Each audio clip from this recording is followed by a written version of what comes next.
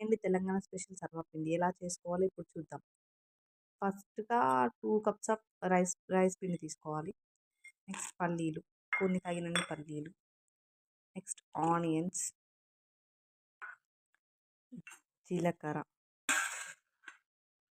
Next next కొత్తిమీర, next కరివేపాకు, and salt, తగినంత కారం, అల్లం వెల్లుల్లి పేస్ట్ కోసం చిన్న ఇట్లా వెల్లిపాయలు ఇలా బాగా మిక్స్ చేసుకోవాలి.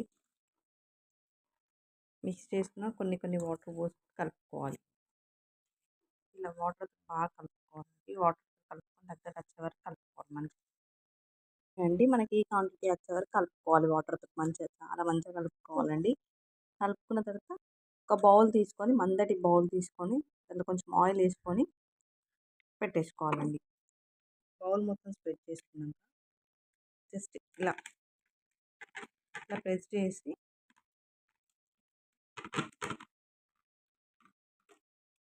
బౌల్ మొత్తం స్ప్రెడ్ చేసుకున్నాక ఇలా చిన్న చిన్న రౌండ్స్‌గా హోల్స్ చేసుకోవాలండి. ఇలా హోల్స్ చేసుకుంటే చాలా బాగా ఉడుకుతుంది.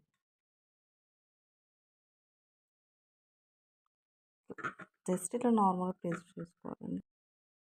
ఇలా లైట్‌గా ఆయిల్ వేసుకోవాలండి. స్టవ్ వెలిగించుకొని ఈ బౌల్ దీనిపై పెట్టేసి క్యాప్ పెట్టేసి సిమ్‌లో పెట్టేసుకుంటే అయిపోతుంది. ఒక 10 మినిట్స్‌లో ఉడికిపోద్ది. ఇలా చూసుకోవాలండి మధ్యలో. ఇలా చూసుకోవాలండి మధ్యలో. ఆఫ్టర్ 10 మినిట్స్‌కి బాగా ఉడికిపోయినాక అది చదే పైనకొస్తుంది. అప్పుడే చాలా బాగా ఉడికిపోయినట్టు. Like, share, subscribe to my YouTube channel.